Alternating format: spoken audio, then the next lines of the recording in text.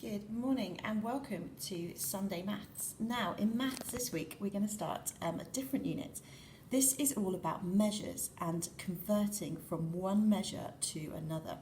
Okay, so some of it this week will be length, some will be weight, some will be capacity, and some will be imperial units. So those are sometimes units which are used in other countries or used to be used in some places. Okay, so let's get started for today, because today we are looking at converting between kilograms and grams. Now this is measuring weight, and what we need to do is, this is probably the most important thing to know about today. So it's a case of just learning this. Some of you, I know you do this already, it might be worth having this in front of you or copying this out at the start of your work for today, so you've got this to look at and to refer to and to remind yourself about. So there are 1,000 grams in 1 kilogram.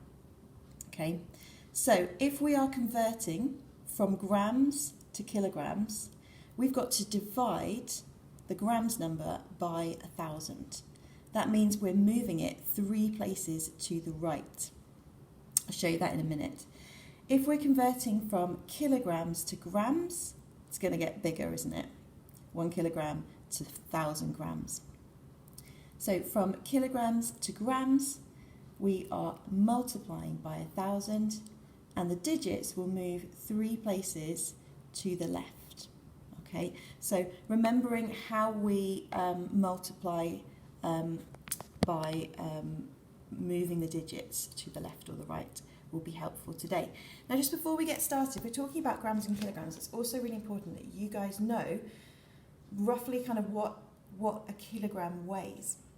So I've got here a bag of pasta, and this is 500 grams, so this is half a kilogram. Okay, I've got my weighing scale here, and something weighing a kilogram will be 1,000 grams, so all of these are in grams. So if I just put this on here, then yeah, I've got 500, just over 500 grams there. So 2 bags of pasta there would be the equivalent of a kilogram. So it's good for you to know as well what a kilogram looks like, what it feels like, so you're used to kind of roughly that as well. So what I'd do is, if you've got weighing scales like this, go and have a little go with it. Maybe go and see in your cupboard, your kitchen cupboards, if you've got things that weigh a kilogram, so you know what a kilogram is like.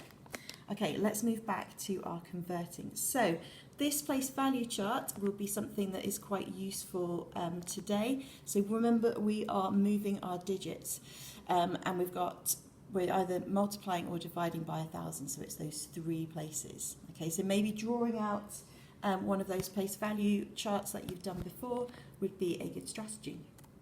Okay, so this is your work for today. You've got some fluency here, you've got some practicing here. I'll go through a couple of these with you in a minute. Here you've got a problem here which you've got to explain, and here you've got greater, less than, and equal to. So you've got to kind of convert those to the same. So if you either make them both to grams or both to kilograms, and then compare which one is bigger. Okay. This will be easier once you've done this bit. So let's have a go at this bit here. So the way that I would do it is to use a place value chart like this. So we've got our ones, our tens, our hundreds, our thousands, and our 10,000s. So the first question is, we've got 10,000 grams. And what is this as kilograms? So if we're going from grams to kilograms, we've got to divide by 1,000, which means we've got to move all the digits 3 places to the right. Okay, so 1, 2, 3. So that 1 is going to go in the tens column. Don't forget, I need my space holder. Okay, so that means that my 10,000 grams is the same as 10 kilograms. Okay. Let's try this one. This one is going the other way, so we're going from 3 kilograms to how many grams? So let's use this, 3 kilograms here, so that's our ones. Now we are multiplying by 1,000, so we have to move the digit 3 places to the left. 1, 2, 3, and don't forget our space holders all the way down to where our decimal point would be. So 3 kilograms is equivalent to 3,000 grams. Okay, so some of them you might be able to do just by knowing that conversion, but using a place value chart will be a really good strategy as well, okay, just to make sure that you've got the right number of zeros there too. Okay, so give that a go, this one first, and then try these ones, which will be a little bit trickier. And you have this as an extension, so you can do this in kind of any way that works for you. Could be that you want to make these into kind of flashcards, and you can play that game where you turn them all over and you then turn 2 cards over at once and you see if you've got matching pairs. Could be that you want to use colours, and so choose say blue, and you've got to find the grams and the kilograms that match, and you could colour both of those in blue.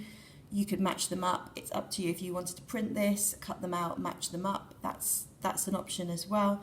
So lots of different ways that you can use this. Maybe make it into a game, play with brothers and sisters, something like that. Okay.